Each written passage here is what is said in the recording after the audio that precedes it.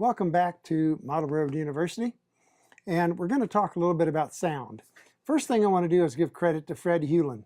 Fred Hewlin is a local here in Kansas City, and he was a sound engineer that owned one of the biggest, or actually one of the best, hi-fi stereo stores here in town.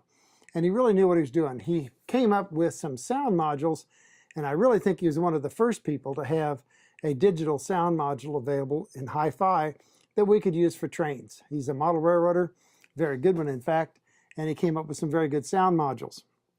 In the meantime, there's some other people that have also come out obviously with sound nowadays, especially in the last couple, 3 decades. And Fred was doing this 40 or 50 years ago.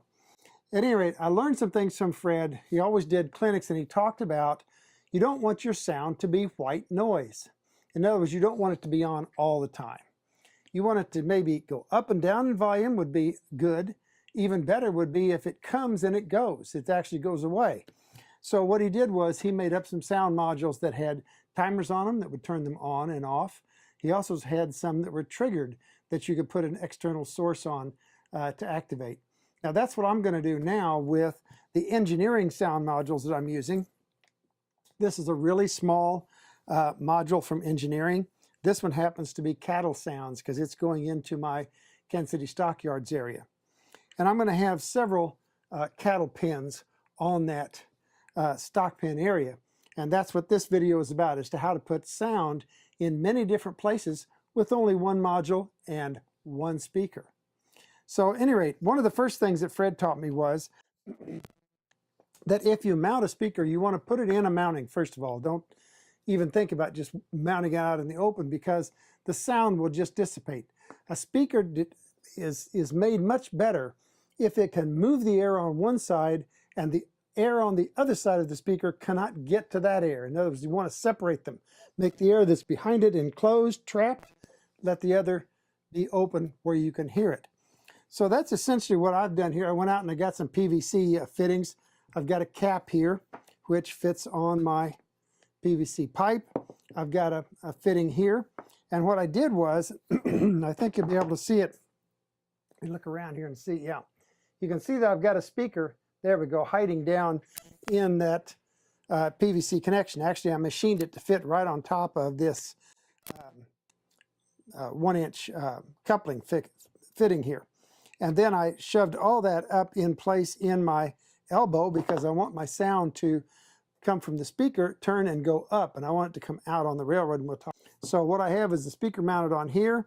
I simply shove that in, and my speaker is captivated then down inside of my fitting.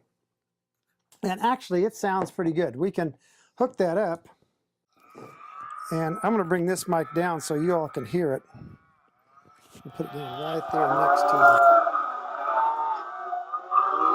So with the mic in place, you can hear that the sound's pretty good. It's not doing too bad. Let's add a cap onto the end of this.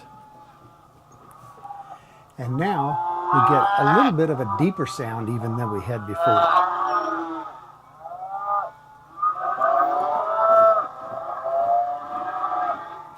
Doesn't really make too much difference, but a little bit.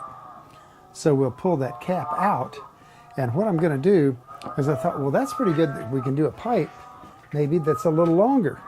So I added one here that's much longer, and we're going to stick that on.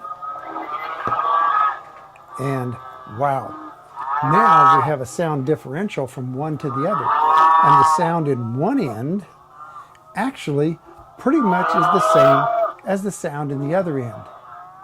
The difference is the distance, and the fact that I can have sound in 2 different places with one speaker and yet have 2 outlets for that sound.